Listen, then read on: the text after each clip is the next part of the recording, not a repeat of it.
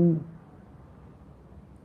ரூபா நோட்டில் 4 மூலையிலையும் ஜவ்வாது தடவி லாக்கரில் வச்சிங்கன்னா பண வரவு கூடும்.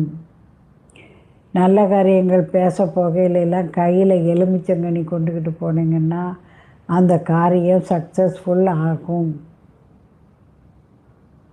கணவன் மனைவி ஒற்றுமைக்கு தவறாமல் ஆஞ்சநேயரை சனிக்கிழமை தோறும் போய் வழிபடுங்க.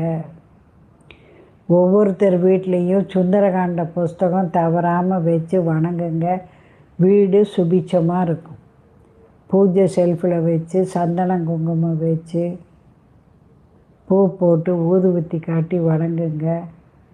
குடும்பம் சுபிட்சமாக இருக்கும். சரிங்களா?